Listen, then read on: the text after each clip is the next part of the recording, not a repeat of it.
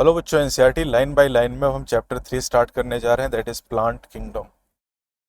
Plant kingdom में सबसे पहले हम ये समझ लेते हैं कि जो आर एच विटेकर का सिस्टम है उसमें पिछले चैप्टर में हमने मोनेरा, प्रोटिस्टा और फंजाई को पढ़ लिया। चैप्टर 3 में हम प्लांटी किंगडम पढ़ने जा रहे हैं और चैप्टर 4 में एनिमैलिया किंगडम हम लोग पढ़ेंगे। अब जो फंजाई हो गए, पहले ये प्लांटी के अंदर आते थे टू किंगडम सिस्टम में। मोनेरा के कई सारे मेंबर जैसे बैक्टीरिया हो गए, साइनोबैक्टीरिया, प्रोटिस्टा जिनके पास सेल वॉल थी, इन्हें अब प्लांटी से एक्सक्लूड कर दिया गया और अलग अलग किंगडम में प्लेस कर दिया गया है। जैसे साइनोबैक्टीरिया की बात करें, इन्हें कॉमनली ब्लू ग्रीन एल्गी कहा जाता है, लेकिन ये एल्गी नहीं है। इन्हें एल्गी से बाहर कर दिया गया और मोनेरा के अंदर प्लेस कर दिया गया है। प्लांटी का मतलब अब हमारे पास 5 ग्रुप से है: algae, bryophyte, pteridophyte, gymnosperm and angiosperm. अब एनजीओ के लिए हम चूंकि अलग अलग चैप्टर हमारे पास है, प्लांट फिजियोलॉजी के 3 चैप्टर हैं, मार्फोलॉजी ऑफ फ्लोरिंग प्लांट है, एनाटॉमी ऑफ फ्लोरिंग प्लांट है, तो इस चैप्टर में मेनली हम एल्गी, ब्रायो, टेरिडो और जिम्नो के बारे में बात करेंगे। एनजीओ की ज़्यादा डिटेल यहाँ पर नहीं है। तो सबसे पहले तो हम क्लासिफिकेशन की बात करते हैं। आर्टिफिशियल सिस्टम ऑफ क्लासिफिकेशन जो है ये लिनियस के द्वारा दिया गया था। आर्टिफिशियल सिस्टम में इन्होंने यूज किया था एंड्रूशियम स्ट्रक्चर का। Natural system of classification of angiosperm दिया गया था बेंथम एंड हुकर नाम के साइंटिस्ट के द्वारा।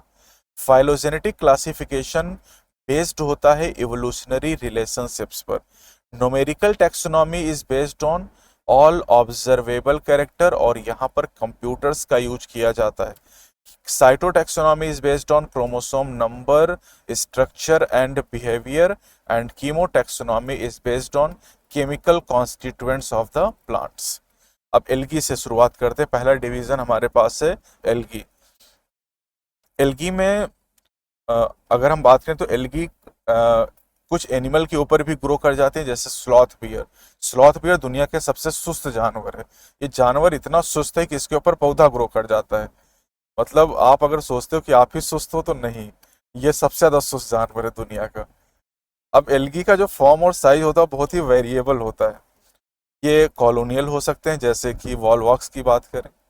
ये फिलामेंटस होते हैं, जैसे कि यूलोथिक्स हो गया, स्पाइरोगायरा हो गया, एक्टोकार्पस हो गया।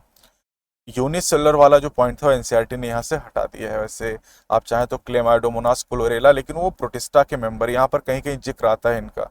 एल्गी में फंजाई की तरह तीनों तरह के रिप्रोडक्शन के तरीके होते हैं: वेजिटेटिव, एसेक्सुअल एंड सेक्सुअल। लेकिन कंफ्यूज मत होइएगा, vegetative is actually a part of the asexual reproduction. Reproduction के तरीके दो ही हैं, सेक्सुअल एंड एसेक्सुअल। भले यहाँ पर वेजिटेटिव को एक अलग तरीका बताया गया है। वेजिटेटिव रिप्रोडक्शन होता है फ्रेगमेंटेशन के द्वारा। एसेक्सुअल स्पोर कई सारे होते हैं, लेकिन सबसे कॉमन होता है जो स्पोर जो कि मोटाइल होता है। और अगर हम सेक्सुअल रिप्रोडक्शन की बात करें, ये बहुत बहुत इंपॉर्टेंट है। सेक्सुअल रिप्रोडक्शन में गैमीट का फ्यूजन होता है। 3 तरीके होते हैं: isogamous, anisogamous and oogamous. अब आइसोगैमी में 2 सिचुएशन बन जाएंगी। आइसोगैमी विद फ्लैजिलेटेड गैमीट आपको मिलेगा यूलोथ्रिक्स में। Isogamy with non flagellated gamete spirogyra, नहीं, स्पाइरोगायरा में फ्लैजिलेटेड स्टेज नहीं पाई जाती है। एन आइसोगैमस यूडोराइना में पाई जाती है, और जो उगैमी है ये वॉलवॉक्स और फ्यूकस में प्रेजेंट होती है। यहाँ पर कुछ आप डायग्राम देख सकते हैं, ये वॉलवॉक्स का डायग्राम दिया गया है।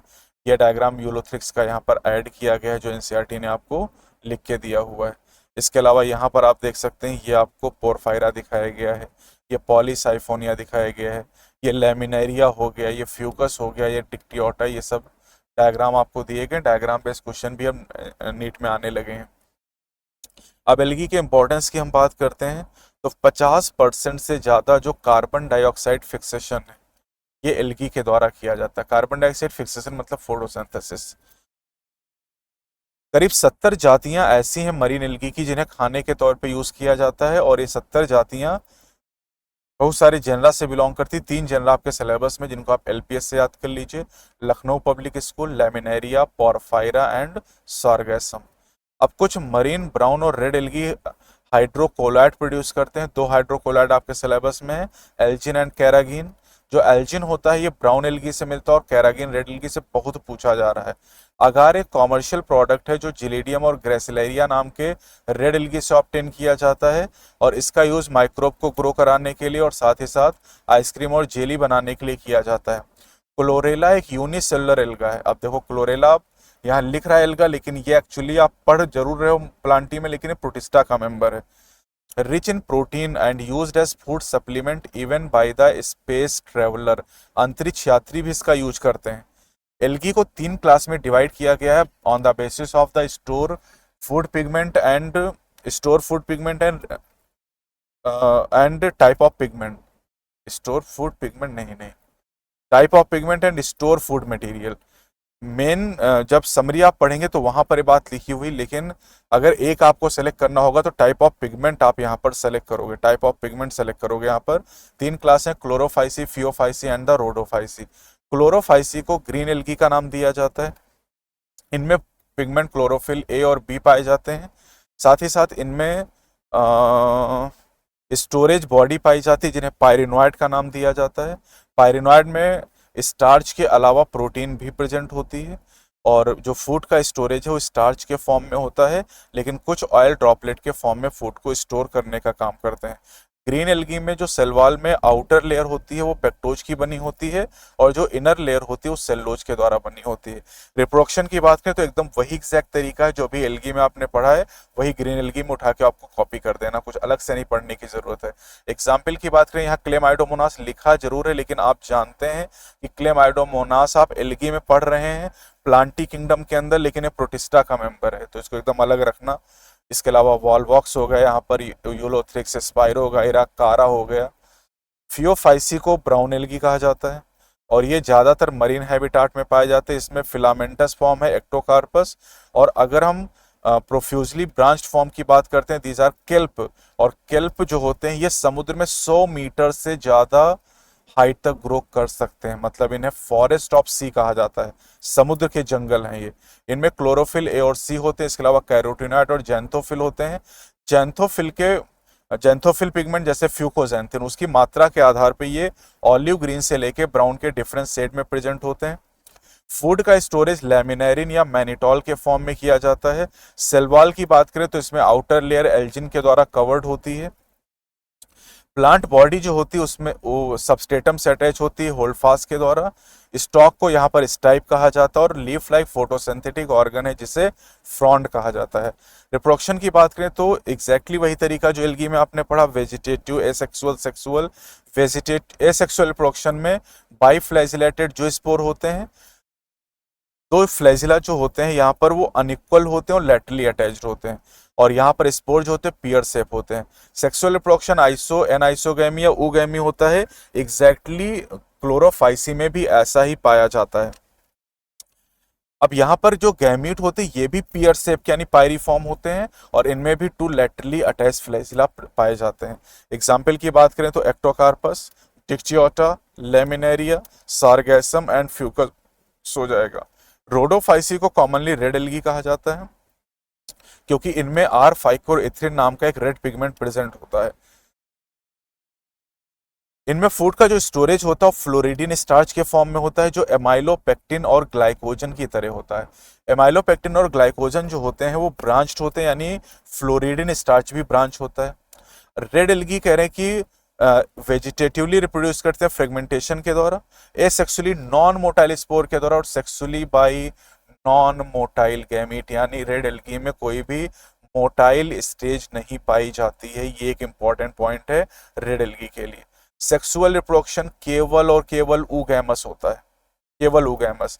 यहाँ पर आइसोगैमी एंड आइसोगैमी नहीं होगी, फ्लैजिलेटेड स्पोर या गैमीट नहीं होंगे, नॉन मोटाइल स्पोर होंगे, नॉन मोटाइल गैमीट होंगे। ब्राउन एल्गी में बाइफ्लैजिलेट स्पोर होंगे, बाइफ्लैजिलेट गैमीट होंगे। G2 P2 से एग्जाम्पल याद कर लीजिए। G2 मतलब जिलेडियम ग्रेसिलेरिया और P2 मतलब पोरफायरा पॉलीसाइफोनिया। ये जो टेबल दी गई ये बहुत इंपॉर्टेंट है, यहाँ पर आप ध्यान क्या देना है आपको, जो अलग बात लिखी जैसे रोडोफाइसी में सेलवाल में लिखा है कि पेक्टिन और पॉलीसल्फेट एस्टर होते हैं, ये लैंग्वेज में मेंशन नहीं किया गया है। क्लोरोफाइसी की अगर हम बात करते हैं तो यहाँ पर 2 से 8 फ्लैजिला होते हैं जो इक्वल और एपिकल होते हैं।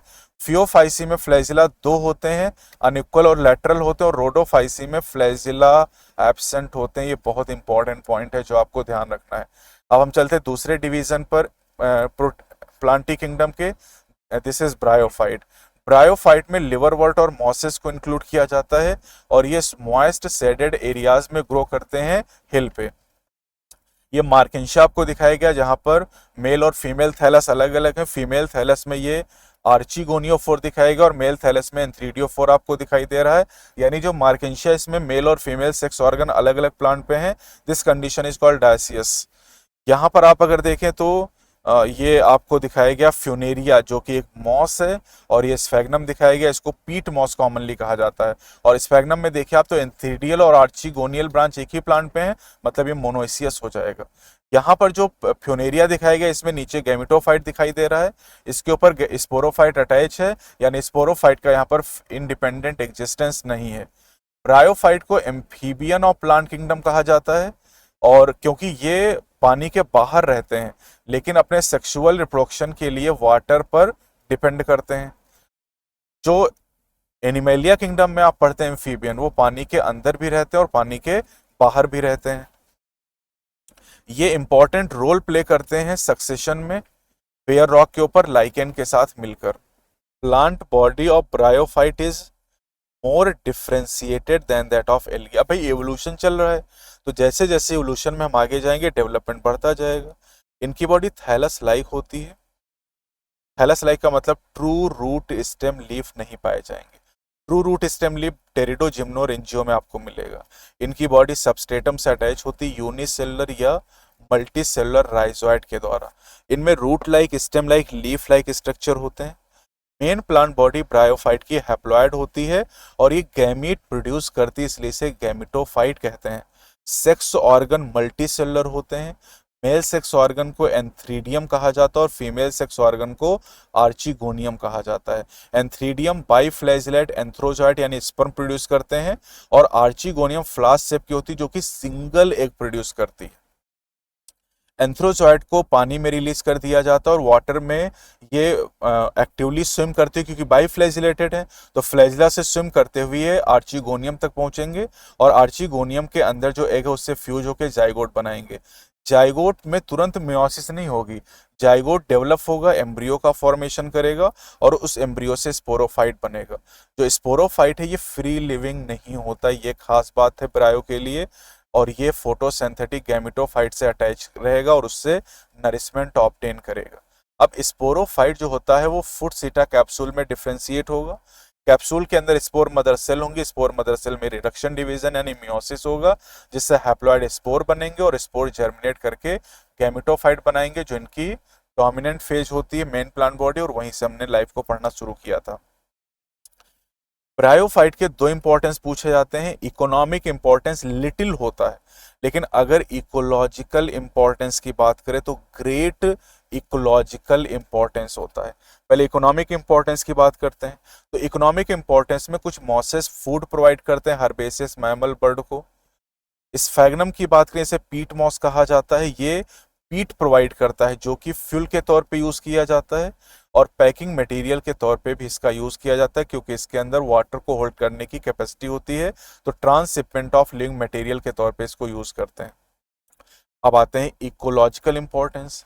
तो मॉसेस लाइकेन के साथ मिलके फर्स्ट ऑर्गेनिज्म है जो रॉक पे कॉलोनाइज करती हैं और रॉक को डिकम्पोज करती हैं जिससे सॉइल बनती है, और तभी सॉइल में ही तो जो हायर प्लांट है ग्रो कर पाते हैं। भाई आम का पेड़ है, अब चट्टान पे थोड़ी लगा दोगे, लेकिन मॉसेस है चट्टान पे ग्रो कर जाएंगे पत्थरों के ऊपर। तो जब हमारी धरती बनी थी तो सारी चट्टानें ही थी। लाइकेन ने और मॉसेस ने चट्टानों को डिकम्पोज किया और फिर सॉइल का फॉर्मेशन हुआ, और तब जाके जो हायर प्लांट है टेरिडोजिम्नोइंजियो इनका विकास हुआ। साथ ही साथ मॉसेस जो होते हैं ये डेंस मैट बनाते हैं सॉइल के ऊपर जिससे जो रेन का इम्पैक्ट होता है वो कम होता है और इस तरीके से सॉइल इरोजन को प्रिवेंट करते हैं। ब्रायोफाइट को लिवरवर्ट और मॉसेस में डिवाइड किया गया है। लिवरवर्ट की अगर बात करें तो इसमें एग्जांपल मार्केंशिया है जिसकी बॉडी थैलोइड नेचर की होती है। एसेक्सुअल रिप्रोडक्शन लिवरवर्ट में फ्रेगमेंटेशन के द्वारा होता है, फ्रेगमेंटेशन के द्वारा या जेमी के द्वारा। जेमी बहुत इंपॉर्टेंट है, सिंगुलर में जेमा कहते हैं। Gemmae are green multi cellular asexual bud, जो कि जेमा कप के अंदर बनते हैं और जेमा कप थैलस के ऊपर लगे होते हैं। जब जेमी डिटैच हो जाते हैं पेरेंट से तो ये जर्मिनेट करके नए इंडिविजुअल को बनाते हैं। सेक्सुअल रिप्रोडक्शन के दौरान male and female sex organ जो होते हैं एंथ्रीडिया और आर्चिगोनिया, ये सेम प्लांट पे डेवलप होंगे, अलग अलग थैलस पर। सेम पे डेवलप होंगे तो मोनोइसियस, अलग अलग पे डेवलप होंगे तो डायसियस कहलाएगा। स्पोरोफाइट डिफ्रेंशिएट होता है फुट सीट और कैप्सूल में। कैप्सूल के अंदर स्पोर मदर सेल होती है जिनमें मियोसिस होने से स्पोर बनते हैं। स्पोर जर्मिनेट करके फ्री लिविंग गैमेटोफाइट बनाएंगे। स्पोरोफाइट का इंडिपेंडेंट एग्जिस्टेंस नहीं, लेकिन गैमेटोफाइट का इंडिपेंडेंट एग्जिस्टेंस है। मॉसेस की बात करें तो मॉसेस में जो गैमेटोफाइट होता है इसमें दो स्टेजेस पाई जाती हैं। पहली स्टेज को प्रोटोनीमा कहते हैं और दूसरी स्टेज को लीफी स्टेज कहते हैं। जो प्रोटोनीमा होती है डायरेक्टली स्पोर से डेवलप होती है, क्रीपिंग, ग्रीन, ब्रांच्ड और फिलामेंटस होती है। जो लीफी स्टेज होती है सेकेंडरी प्रोटोनीमा से डेवलप होती है लैटरल बड के फॉर्म में। ये अपराइट सिलेंडर होती है और इस पे स्पाइरली अरेंज लीव्स पाई जाती हैं। जो लीफी स्टेज है ये मल्टी सेलुलर राइजोइट के द्वारा, ब्रांच राइजोइट के द्वारा सॉइल से अटैच होती है और इसी लीफी स्टेज पे सेक्स ऑर्गन एंथ्रीडिया और आर्चिगोनिया पाए जाते हैं। वेजिटेटिव रिप्रोडक्शन मॉसेस में फ्रेगमेंटेशन के द्वारा होता है और बडिंग के द्वारा होता है सेकेंडरी प्रोटोनीमा में। सेक्सुअल रिप्रोडक्शन में सेक्स ऑर्गन एंथ्रीडिया और आर्चिगोनिया प्रोड्यूस होते हैं लीफी स्टेज के ऊपर। फर्टिलाइजेशन के बाद जाइगोट बनता है, जाइगोट से स्पोरोफाइट, स्पोरोफाइट में फुट सीटा कैप्सूल होते हैं। और ध्यान से याद करना है कि इनका जो स्पोरोफाइट मॉसेस का है ये लिवर वर्ट की तुलना में ज्यादा इलेबोरेट होता है। कैप्सूल के अंदर स्पोर मदर सेल होती है जिनमें स्पोर मदर सेल में मियोसिस के बाद स्पोर बनता है और स्पोर डिस्पर्सल की यहाँ पर इलेबोरेट मैकेनिज्म होती है। शायद आपने पेरिस्टोम 30 सुना हो कभी। 3 एग्जाम्पल हैं मॉसेस के जिसको एफपीएस से याद कर सकते हैं, foot pound and second system, Funaria, Polytrichum and sphagnum. Pteridophyte, तीसरा जो डिवीजन प्लांटी का है वो है टेरिडोफाइट। टेरिडोफाइट में हॉर्स टेल्स और फर्न को इंक्लूड किया जाता है। इनको मेडिसिनल पर्पज के तौर पे यूज करते हैं और ये सॉइल बाइंडर होते हैं। मेडिसिनल पर्पज अगर आपने वो संजीवनी बूटी सुनी हो, हनुमान जी लेने गए थे लक्ष्मण जी को जब मूर्छा आ गई थी, तो संजीवनी बूटी सेलेजिनेला ब्रायोप्टेरिस है जो कि टेरिडोफाइट का ही मेंबर है। इवोल्यूशन के दौरान ये पहले ऐसे टेरेस्ट्रियल प्लांट हैं जहां पर वेस्कुलर टिश्यू पाए गए, जाइलम एंड फ्लोएम। टेरिडोफाइट को ग्रो करने के लिए कूल डैम्प और सैडी प्लेस चाहिए। हाँ, कुछ मेंबर सैंडी सॉइल कंडीशन में भी ग्रो कर सकते हैं। ब्रायोफाइट की जो डोमिनेंट फेज थी वो गैमेटोफाइट थी, लेकिन टेरिडोफाइट की जो मेन प्लांट बॉडी जो डोमिनेंट फेज है स्पोरोफाइट है जो डिफरेंशिएटेड है ट्रू रूट स्टेम एंड लेप में। ट्रू का मतलब इन ऑर्गन के अंदर well differentiated vascular tissue xylem and phloem है। टेरिडोफाइट की जो पत्तियां होती है स्मॉल भी हो सकती है माइक्रोफिल जैसे सिलेजिनेला में, और लार्ज मैक्रोफिल हो सकती है फर्न में। ठीक है, अब जो यहाँ पर स्पोरोफिल होती हैं इन पे स्पोरेंजिया पाए जाते हैं और स्पोरोफिल कॉम्पैक्ट स्ट्रक्चर बना सकते हैं जिन्हें स्ट्रोबिलाई या कोन के नाम से जाना जाता है। स्ट्रोबिलाई या कोन इन्हें कहा जाता है। कोन पाए जाते हैं। कोन का वैसे जो कोन है वो जिम्नो का फीचर है, लेकिन सिलेजिनेला और इक्विसिटम जैसे कुछ प्लांट हैं टेरिडो में जहां पर कोन पाए जाते हैं। और स्पोरेंजिया के अंदर स्पोर मदर सेल होती जिनमें मियोसिस के द्वारा स्पर्म का फॉर्मेशन होता है ना, सॉरी स्पोर का फॉर्मेशन होता है। स्पोर मदर सेल स्पोर का फॉर्मेशन करती हैं और स्पोर जर्मिनेट करके बनाता है गैमेटोफाइट जिसे प्रोथैलस कहते हैं। और ये प्रोथैलस इनकॉन्स्पिकुअस अस्पष्ट होता है, small but multi cellular, free living, mostly photosynthetic thalloid gametophyte होता है। देखो यहाँ पर गैमेटोफाइट और स्पोरोफाइट दोनों इंडिपेंडेंट होते हैं। टेरिडो अकेले प्लांट है जहां पर स्पोरोफाइट और गैमेटोफाइट दोनों इंडिपेंडेंट होते हैं। गैमेटोफाइट को ग्रो करने के लिए कूल डैम्प और सैडी प्लेस चाहिए और इसीलिए जो टेरिडोफाइट होते हैं इनका जो जियोग्राफिकल डिस्ट्रीब्यूशन बहुत ही लिमिटेड है, ये नैरो एरियाज में पाए जाते हैं। गैमेटोफाइट के ऊपर मेल और फीमेल सेक्स ऑर्गन एंथ्रीडिया और आर्चिगोनिया पाए जाते हैं। वाटर की रिक्वायरमेंट होती है मेल गैमेट को ट्रांसपोर्ट करने के लिए और आर्चिगोनियम के अंदर फ्यूजन होता है मेल और फीमेल गैमेट का जिससे जाइगोट बनता है। जाइगोट से एम्ब्रियो बनता है, एम्ब्रियो से स्पोरोफाइट बनता है और स्पोरोफाइट डोमिनेंट फेज है टेरिडोफाइट की। अब करें कि अगर मेजॉरिटी ऑफ टेरिडोफाइट की हम बात करें तो ज्यादातर टेरिडोफाइट में सभी स्पोर एक जैसे होते हैं। ठीक, सभी स्पोर एक जैसे होते हैं। ऐसे प्लांट ऐसे प्लांट को होमोस्पोरस कहा जाता है। लेकिन अगर सिलेजनेला और साल्विनिया की बात करें तो ये दो तरह के स्पोर बनाते हैं, मैक्रोस्पोर एंड माइक्रोस्पोर, इन्हें हेट्रोस्पोरस कहा जाता है। मेगास्पोर और माइक्रोस्पोर जर्मिनेट करते हैं और जर्मिनेट करके ये मेल और मेगास्पोर जर्मिनेट करके फीमेल गैमेटोफाइट और माइक्रोस्पोर मेल गैमेटोफाइट बनाते हैं। फीमेल गैमेटोफाइट हेट्रोस्पोरस टेरोफाइट में रिटेन रहता है पेरेंट स्पोरोफाइट के ऊपर वेरिएबल पीरियड के लिए, और जाइगोट का जो यंग एम्ब्रियो में डेवलपमेंट हो फीमेल गैमेटोफाइट के अंदर होता है, और इस घटना को सीड हैबिट माना जाता है, और ये इंपॉर्टेंट स्टेप है एवोल्यूशन में। टेरिडोफाइट को 4 क्लासेस में डिवाइड किया गया, साइलोप्सिडा जिसमें साइलोटम आता है, लाइकोप्सिडा जिसमें सिलेजनेला लाइकोपोडियम आता है, स्पिनोप्सिडा जिसमें इक्वेसिटम आता है, और टेरोप्सिडा में टेरिस डायोटेरिस और एडियंटम आ जाएंगे यहाँ पर। चौथा डिवीजन हमारे पास यहाँ पर है जिम्नोस्पर्म। जिम्नोस्पर्म में जिम्नोस का मतलब नेकेड होता है और स्पर्मा का मतलब सीड होता है। यानी जिम्नोस्पर्म में नेकेड सीड होते हैं क्योंकि यहाँ पर कोई ओवरी वॉल नहीं होती, कोई फ्रूट नहीं होता है, सीड यहाँ पर नेकेड होते हैं। जिम्नोस्पर्म में इंक्लूड किया जाता है मीडियम साइज ट्री को, टॉल ट्रीज को और श्रब्स को जनरली। अब जो giant red wood tree sequoia है, ये टॉलेस्ट ट्री स्पीसीज, मतलब टॉलेस्ट जिम्नोस्पर्म आप इसको कह सकते हैं। रूट की बात करें तो यहाँ पर जनरली टैप रूट पाई जाती हैं, और रूट कुछ जनरा में फंगल एसोसिएशन करती हैं माइकोराइजा के फॉर्म में, जैसे पाइनस की बात करें। साइकस की अगर बात करें तो साइकस में कोलोरॉइड रूट पाई जाती हैं जिनमें नाइट्रोजन फिक्सिंग साइनोबैक्टीरिया का एसोसिएशन होता है। स्टेम अनब्रांच्ड भी हो सकता है जैसे साइकस में, और ब्रांच्ड भी हो सकता है पाइनस और सिट्रस में। लिप्स सिंपल या कंपाउंड हो सकती हैं, और साइकस में पिन्नेट लिप कई साल के लिए पाई जाती हैं। जिम्नोस्पर्म की जो लीफ होती हैं ये वेल अडॉप्ट होती हैं ताकि ये एक्सट्रीम ऑफ टेम्परेचर, ह्यूमिडिटी और विंड को बर्दाश्त कर सकें। कोनिफर में निडल लाइक लीव्स पाई जाती हैं जो सरफेस एरिया को रिड्यूस करती हैं। उनमें थिक क्यूटिकल और सनकिन स्टोमेटा पाए जाते हैं जो वाटर लॉस को रिड्यूस करने का काम करते हैं। सभी जिम्नोस्पर्म हेट्रोस्पोरस नेचर के होते हैं, और ये हैप्लॉइड माइक्रोस्पोर और मेगास्पोर प्रोड्यूस करते हैं।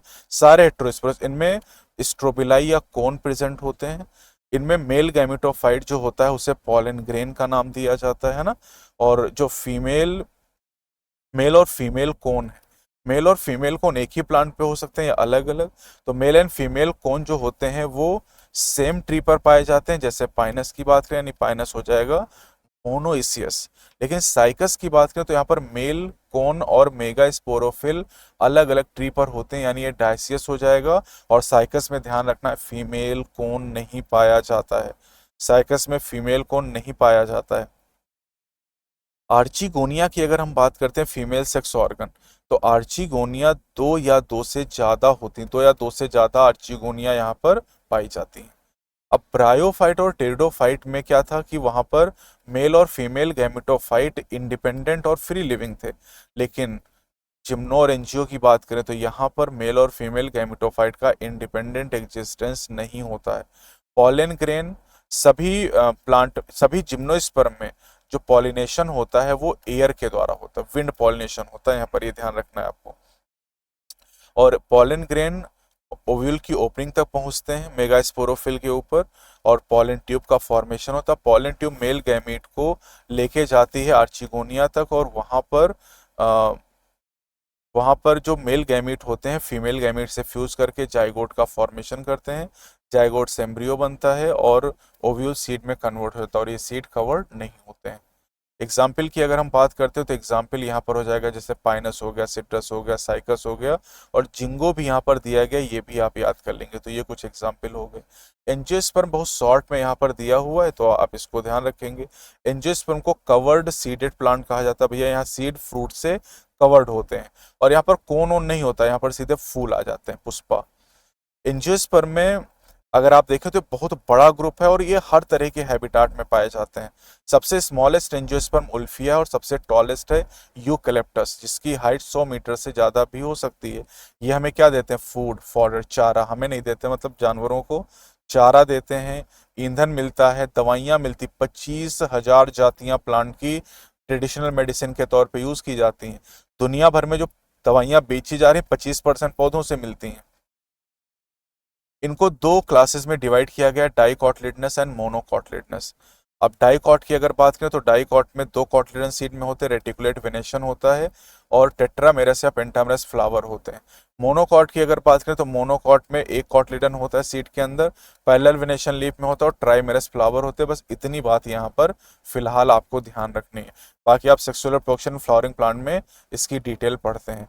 अब यहाँ पर लाइफ साइकिल भी एनसीईआरटी से हटा दिया गया, थोड़ा आप ध्यान रख सकते हो। देखो क्या ध्यान रखोगे, हैप्लॉन्टिक लाइफ साइकिल की बात करें तो मोस्ट ऑफ द एल्गी में आपको मिलेगा ये। डिप्लॉन्टिक की बात करें तो डिप्लॉन्टिक आपको कहाँ पर मिलेगा, जिम्नो और एनजीओ में आपको मिल जाएगा। जिम्नो और एनजीओ में डिप्लॉन्टिक पैटर्न आपको मिलेगा, यानी सीड प्लांट में। हैप्लोडिप्लॉन्टिक कहाँ मिलेगा, ब्रायो और टेरिडो में आपको मिल जाएगा। एल्गी में थोड़ी सी कहानी ध्यान रखनी कि ज्यादातर एल्गल जेनरा जो होते हैं वो हैप्लॉन्टिक होते हैं, ठीक है, हैप्लॉन्टिक। लेकिन एक्टोकार्पस, पॉलीसाइफोनिया और केल्प हैप्लोडिप्लॉन्टिक हैं, और फ्यूकस नाम का जो एल्गा है डिप्लॉन्टिक। बस इतनी बात आपको यहाँ पर ध्यान रखनी है। तो ये आपका टॉपिक हो गया यहाँ पर प्लांट किंगडम। चैनल पे नए तो चैनल को सब्सक्राइब जरूर करें। अगली वीडियो मिलते हैं एनिमल किंगडम के साथ। जय हिंद, जय भारत।